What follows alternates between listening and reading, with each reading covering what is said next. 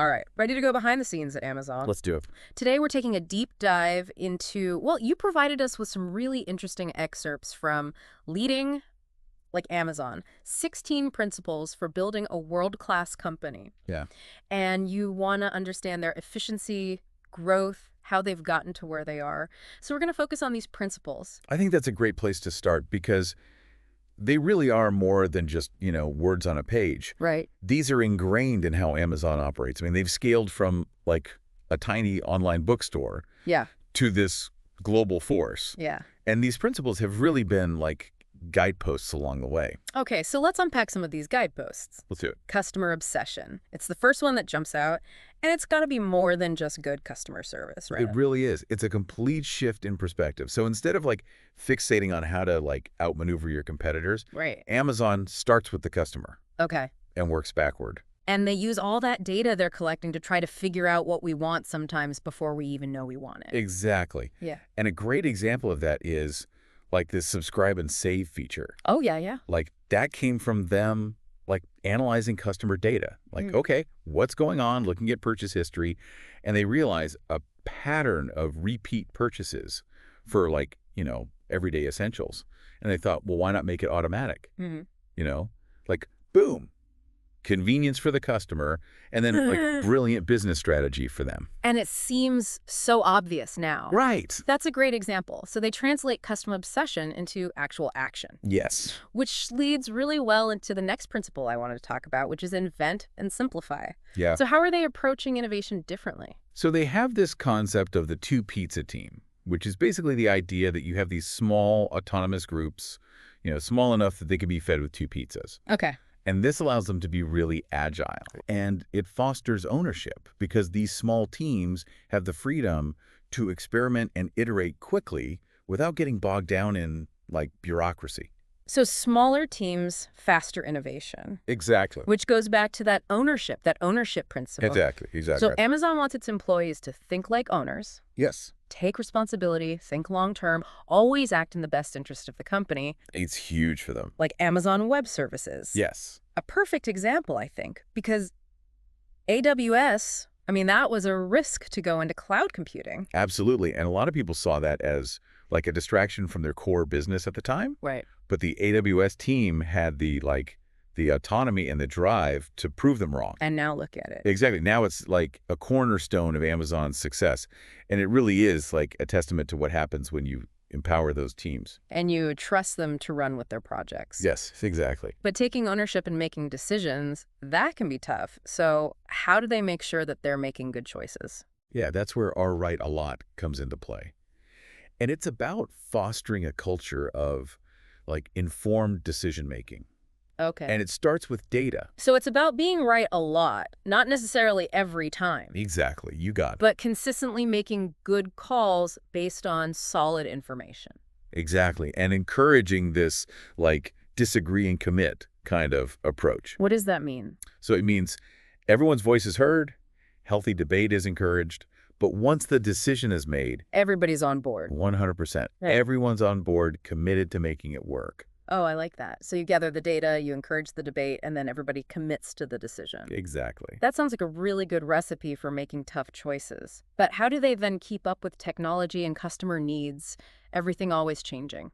This is where that learn and be curious comes in. So Mhm. they're constantly encouraging their employees to seek out new knowledge, always be asking, why? Why are we doing this? Is there a better way? That sort of thing. They're really just hardwired for continuous improvement. Yes, very much so. I mean, they even have this program called Career Choice, where they actually prepay tuition for employees who want to gain skills in high-demand fields, even if those fields are unrelated to their current work at Amazon. Wow. So they're investing in their employees' futures, even if it takes them away from Amazon. Exactly, which is pretty remarkable. That's a bold statement. But none of that, all this learning, all this innovation hinges on having the right people in place. So how do they find and develop such amazing teams? This is a big one. Hire and develop the best. Okay. And it's not just about finding, skills. It's about finding individuals who really embody the leadership principles that we've been talking about. So they're very selective. They are super selective, but they're also very committed to then nurturing that talent once they find it. Okay, how do they go about doing that? So they have this system. It's called bar raisers. Bar raisers sounds intense. What are they exactly? So, imagine this.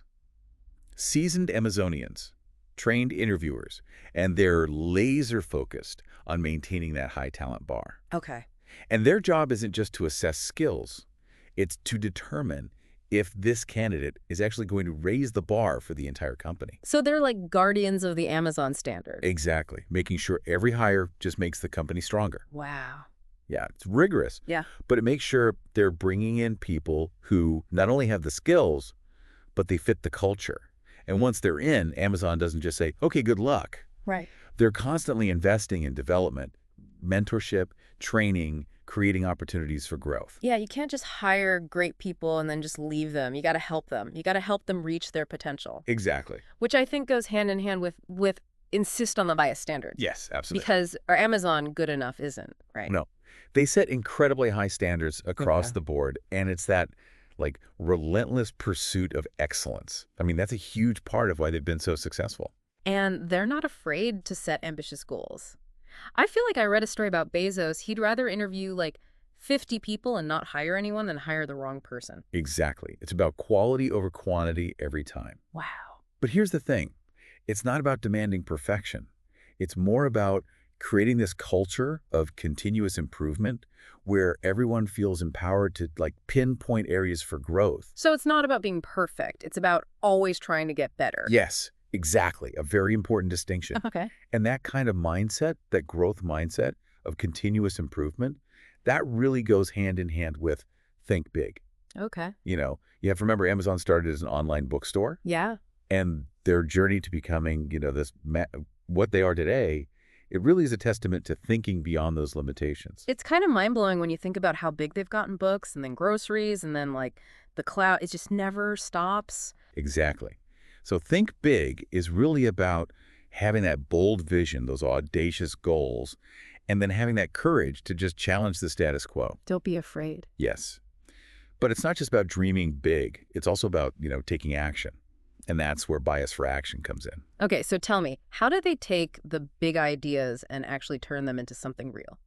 So bias for action is all about speed and decisiveness. They have that Bezos 70% rule, Oh, yeah, I've heard of that. which is essentially make a decision when you have about 70% of the information, because waiting for 100% can mean you're missing out. You're too slow. Exactly. So it's about trusting your gut, taking calculated risks. Okay. It's about having that courage to move forward, even with uncertainty. Okay. They still value the data. Right. Of course, informed decision-making, but overthinking leads to stagnation. So it's a balance. Be thoughtful, but also don't be afraid to just go for it. Exactly. But in that environment, how do you build trust with your employees, with your customers? So that's where earned trust comes in. Yeah. And that's about being transparent, accountable, and reliable in everything that they do.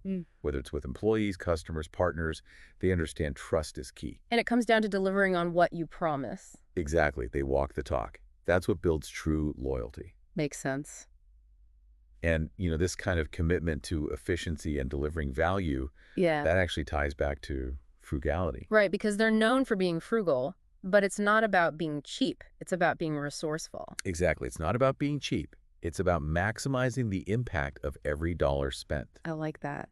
It's about being scrappy, finding those innovative ways to just do more with less. Remember the Bezos' famous desk? The DoorDash. Made from a door, exactly. And that wasn't just about saving money. It was symbolic. It was like, this is who we are. This is how we think? Exactly. Yeah. And by being frugal in some areas, that allows you to free up resources Right, sure. to then invest in things like R&D, which then fuel innovation and growth. It's like a snowball effect. Exactly. And speaking of being resourceful, that brings us to dive deep, Okay. which is all about, going beyond that surface level. Okay. It's about really understanding the why, asking why 5 times to get to that root of a problem. Not being satisfied with the easy answer. Exactly. Like, let's say there's like a sudden drop in customer reviews. Okay. They're not going to just shrug it off. What happened? They're going to dive deep. Why are these reviews down? What changed? How can we fix this? Being proactive. Exactly. That- And this principle, that goes for data. It goes for understanding customer needs, market trends, even just internal processes. So just always be gathering information and then using it to make informed decisions. Exactly. 100%. But when you have that many voices in a room, how do you make sure that everyone feels heard? That is where have backbone, disagree, and commit comes in. Yeah. And this principle, it really encourages healthy debate. It values those diverse perspectives. Because they believe those best ideas, they often come from that constructive conflict. So not just following the leader, but feeling free to speak your mind. Exactly. Yeah. You got it. Yeah. But here's the crucial part. Once the decision is made, everyone commits fully. Oh, interesting. Regardless if they initially agreed or disagreed, it's about putting the team's success above your own personal opinions. So everyone gets to speak, and then once the decision's made, everybody's moving forward together. Exactly. That's really cool. It fosters that unity. And at the end of the day, it's about delivering results. Right. That's the bottom line. Exactly. All of this leads to tangible outcomes. It's not enough to have good ideas. You have to be able to execute, Right. achieve measurable success. And that's really what they're known for. Exactly. They get things done. They have that focus on execution. They set clear goals, they track their progress, Yeah. and they hold themselves accountable for delivering those results. So they're not afraid of failure either then. Right. Because if you're going to try all these new things. Exactly. And they've really created that culture where they celebrate the successes, but they also embrace, learning from those setbacks. Okay. Because they understand failure often is that stepping stone. To something better. Exactly. So have that bias for action, but also be willing to adapt. Exactly. You got it. I like it. So all these principles, I feel like they all kind of play together to create a place where people feel, valued. Yes. Where they feel empowered, right? Absolutely. But Amazon takes it a step further with strive to be Earth's best employer. Yes.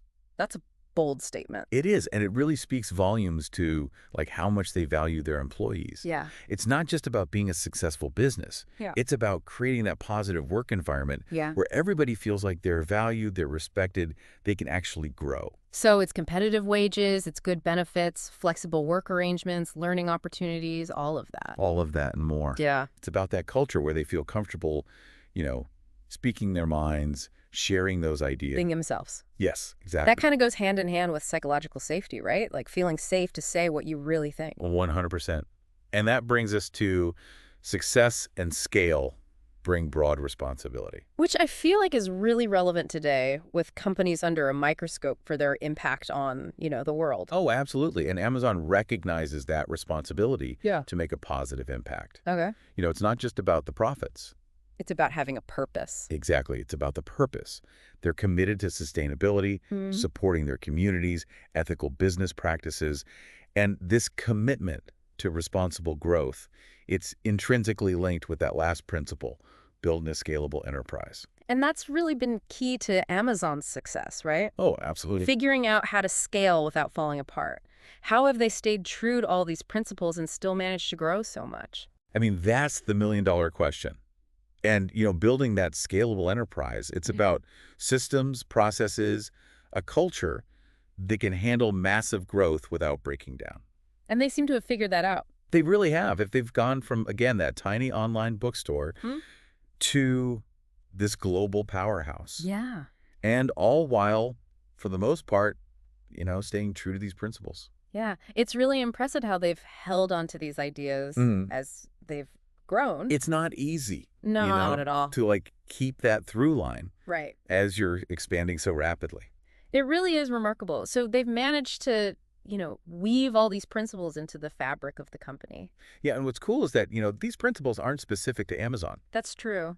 Any company, any organization could take a look at these. Absolutely. And learn something. So for our listeners out there who are hearing this and thinking, Yeah. okay, this is great, but what do I do with this information? Right. What are some key takeaways? I think a big one is just the importance of having those guiding principles. Having that clear set of values. Yeah. And then the key is actually living by them every day. Walk the walk. Exactly. Not just talking the talk. It's got to be real. It's got to be real. It's got to be in everything that you do. Yeah, it's about aligning your actions with your values. Exactly. And creating a culture that, Yeah. Is driven by that shared purpose, that passion for innovation, Yeah. Wanting to make a difference.